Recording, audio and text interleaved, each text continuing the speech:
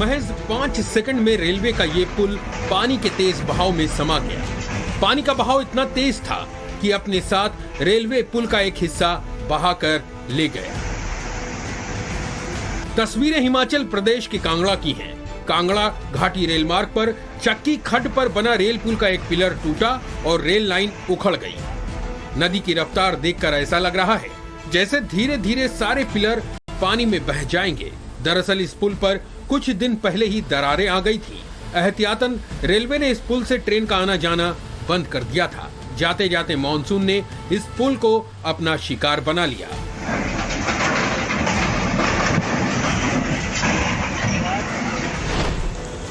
पहाड़ी राज्य हिमाचल प्रदेश के कई हिस्सों में बारिश आफत बनकर आई है।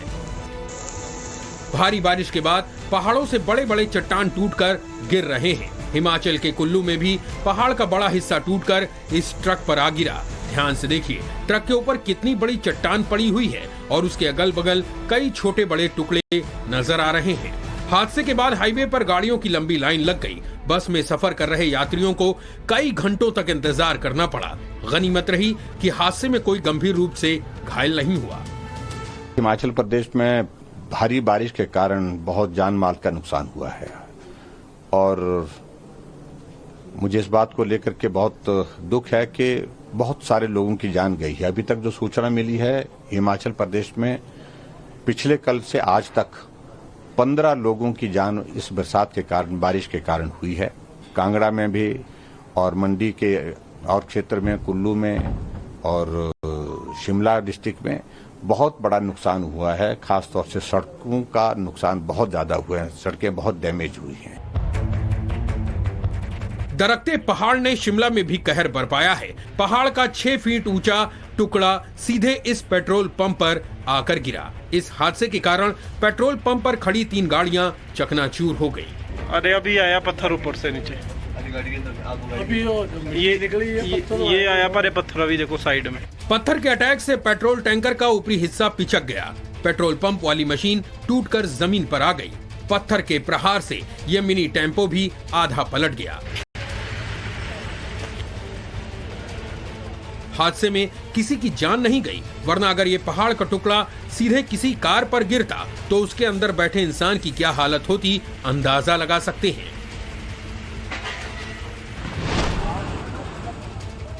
पहाड़ पर भारी बारिश कितनी खतरनाक हो सकती है, इस बस को देखकर अंदाजा लगाइए।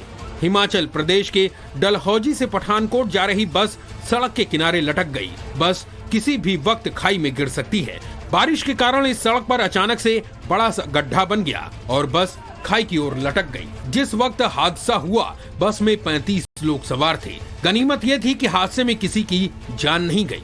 हालांकि हिमाचल प्रदेश के अलग अलग जिलों में भारी बारिश और बाढ़ के कारण अब तक 5 लोगों की मौत हो चुकी है। अगले 24 घंटे हिमाचल प्रदेश पर भारी हैं, क्योंकि मौसम विभाग ने भारी बारिश की चेतावनी जारी की है। Bureau report, times now Navbharat.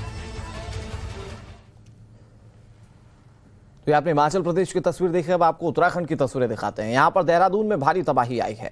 मूसलाधार आफत की वजह से हाहाकार मचा हुआ है। हर जगह पानी ही पानी नजर आता है।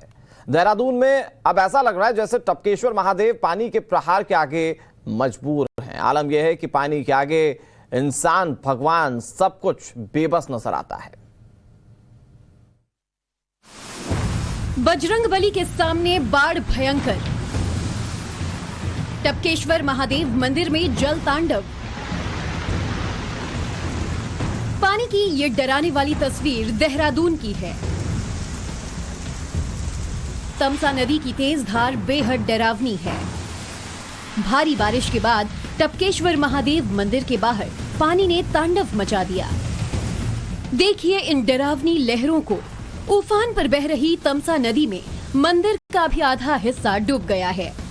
मंदिर के बगल में ही हनुमान जी की करीब 20 फीट ऊंची मूर्ति है। बजरंगबली के घुटनों तक बाढ़ का पानी बह रहा है। आसमानी आफत ने पहाड़ों पर ऐसा प्रहार किया कि हर तरफ हाहाकार मचा है। भारी बारिश के कारण तमसा नदी का जल स्तर बढ़ गया है। पुजारियों के कमरे को भी पानी ने घेर लिया है। शुक्रवार से हो रही मूसलाधार बारिश और उसके बाद देहरादून के रायपुर ब्लॉक में शनिवार सुबह सुबह बादल फटने से बर्बादी की कई तस्वीरें सामने आई हैं।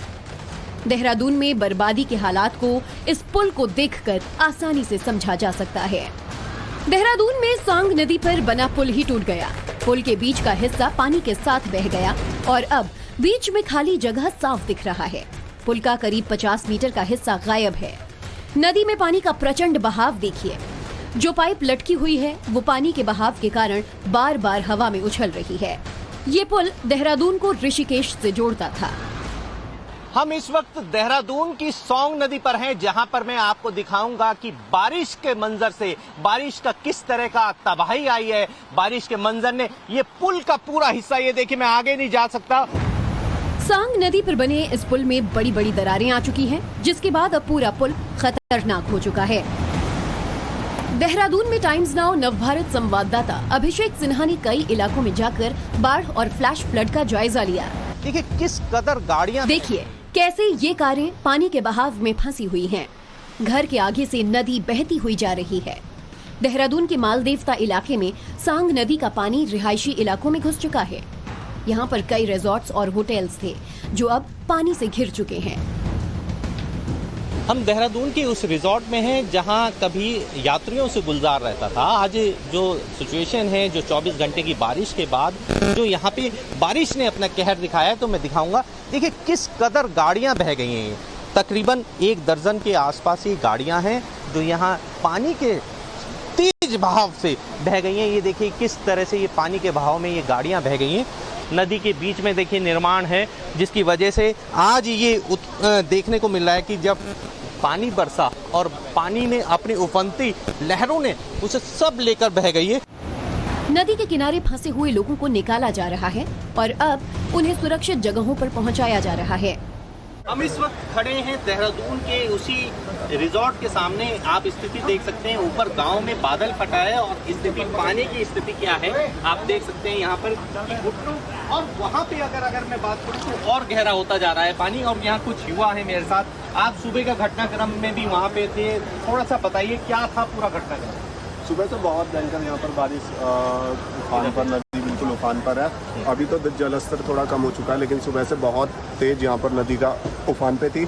अभी थोड़ा कम हो चुका है। अच्छा, लेकिन जान माल की बात करूँ तो क्या सिचुएशन है? कुछ घर बह गए हैं, सूचना आ रही है। कुछ घर बह चुके हैं और पशु बह चुके हैं यहाँ पर।